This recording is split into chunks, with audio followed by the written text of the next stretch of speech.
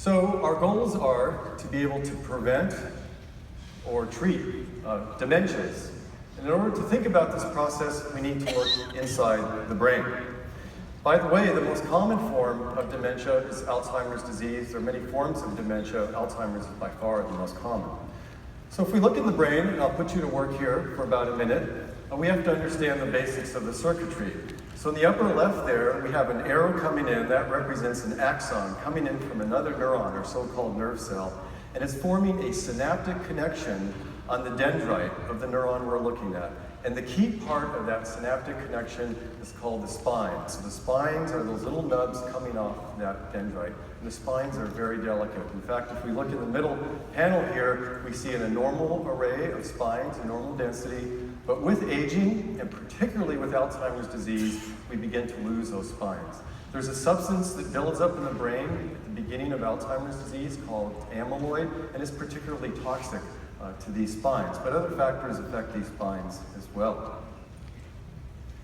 So how do we look inside a human brain and know if this Alzheimer process is occurring? Well, we can get the very best MRI scan, shown here on the left, and we have the Alzheimer's brain above, the normal patient below, and you might be asking, well, what's the difference?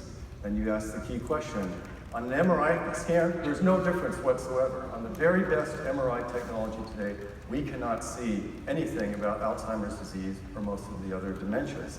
Now, more recently, another imaging technique called amyloid PET has been developed, where we can see these clumps of amyloid forming in the brain. But the limitation of this technology is that it doesn't tell us anything about the state of the circuitry in the brain and whether that circuitry is functioning normally or not. And the ability to see that circuitry is the dream of every psychiatrist, neurologist, and neurosurgeon. We need to know how the circuitry is doing if we can diagnose early, accurately, and follow treatments. So, what's a way to look at circuitry? Well, Dr. Mike Grachus here at Stanford and his team took advantage of the amazing Stanford environment, bringing many disciplines together, mathematics, physics, engineering, etc. They came up with a technique of resting state functional MRI. They were the first in the world to apply it to any disease in medicine. And they were able to identify circuits in the brain, shown on the left there, those orange circuits, in this case, circuits important for memory, and they saw them degenerate in early Alzheimer's disease. You see the circuits missing. This is the first time anybody has ever seen circuits change inside a living human being, done here at Stanford. This gives us a handle to follow therapeutics as we develop them. Now, while we're developing therapeutics, and I'll get back to that, what can all of us do in the meantime to prevent this cognitive aging? And these are the 4 strategies that many of our patients and families ask about when they come to the Stanford Memory Disorders Clinic.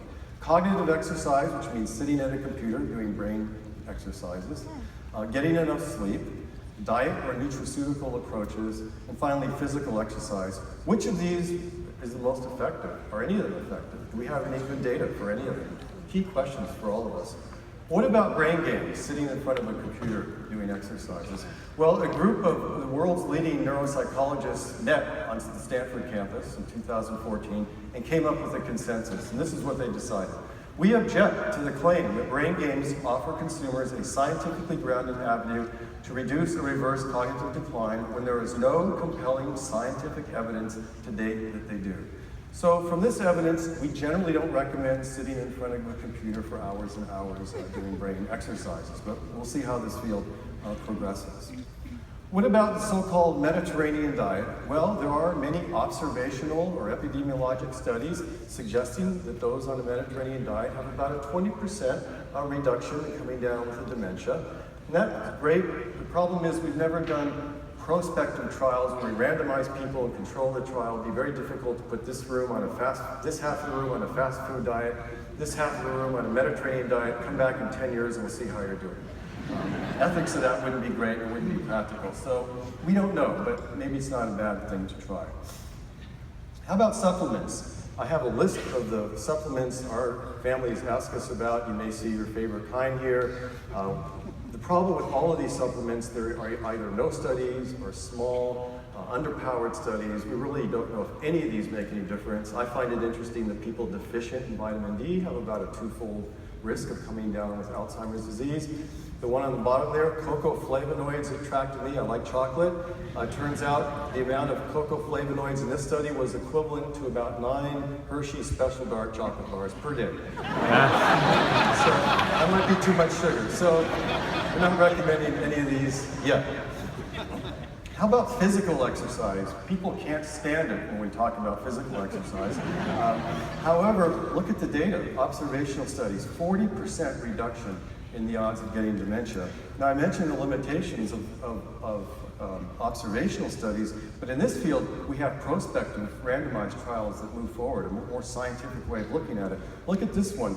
They took some elderly people with just a little bit of age-related cognitive impairment, no dementia yet, and they divided them into 2 groups. One group did easy, kind of passive toning and stretching, and the other group did vigorous walks up to 40 minutes a day, about 4 or 5 days a week. And they asked the question, the part of the brain shown in yellow there is called the hippocampus, critical for memory. It shrinks about 1 or 2% per year. So we're looking at time on the x-axis, we're looking at volume. We expect that gradual shrinkage. They asked if the walkers would have a slower rate of shrinkage. They didn't expect it to stop the shrinkage, just a slower rate. Look what happened. It didn't slow down the shrinkage. The hippocampi got larger from this modest amount of exercise. If we had a drug that reversed your shrinkage of your hippocampus, made it larger, everybody here would be on that drug if it were safe. That drug's called exercise. Now, is this exercise just for those of us that are a little older? No. It might be a lifelong issue. Look at children. They compare aerobically fit to aerobically unfit children. The fit children have better verbal, mathematics scores, better cognitive control, and key parts of their brain, including the hippocampus, are larger in fit children. That's a powerful effect for elementary school children. How about a little beyond that? The Swedish military drafts everyone. At age 18, they have to undergo fitness testing with an ergometer. So they're rated in terms of how fit they were, and they were followed for about 40 years. The low fitness group had a 2.5 times greater chance of coming down with the dementia. This is a lifelong effect. And finally, what about sleep? We don't know much about it, but this study was interesting. For those that had fewer than 6 hours of sleep per night, amyloid, shown in bright colors there, is accumulating in the brain. For those with more than 7 hours, a little less amyloid. Again, it's hard to do a prospective trial. You get sleep, you don't. We don't have that, but we like to get some sleep if we can. So to summarize then, we don't have any drugs right now that prevent dementia. I don't think any of the supplements have great data. And of these 4 approaches, I like physical exercise. And what about creating therapies? This is where we move into the future, particularly at Stanford. Stanford's a world leader in this effort. It's a big worldwide problem, as we know. 44 million people out there with Alzheimer's already all over the world. Tony Weiss-Corey at Stanford and his group took old mice, they have brain aging, and they injected blood plasma derived from young mice into the old mice. And what happened is the brain aging reversed. They went from very few of those synaptic spines to a higher density, just like the young mice. And when the mice were put through memory tests, they performed like young mice. That's a powerful effect. In fact, it was so powerful, we've started at Stanford here a trial where we're giving plasma from young people through the Stanford Blood Bank to patients with Alzheimer's, and we'll see what happens with that. And finally, I'd like to wrap up on some of the work that my own group is doing. We've developed what we call small molecule drugs that we think attack a fundamental underlying process of Alzheimer's.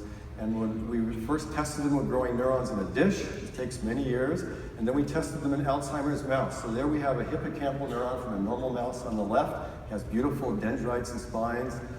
The Alzheimer's mouse has neurites that are shrinking and a loss of spines, but when we give our drug, it reverses the loss of dendrites and spines. We're very excited about this. Now, usually it's hard enough to get work done in a mouse. Usually the work stops in a mouse. It's very difficult to get into human trials. In fact, they call it the valley of death. But we've persisted, we've pushed, and we've been able to get into human trials. We passed phase 1 safety testing, and this summer we'll start the first trial in humans with Alzheimer's disease. The trial will be based in Europe. This journey has been so precarious and fascinating that it ended up on the cover of Time magazine for February. That's actually our drug inside that capsule right there. So we're hoping that for the first time, we or even others are welcome to come up with a treatment that finally works for this. So keep your fingers crossed, and I hope I'll be at a future Stanford event talking about the results. Thank you very much.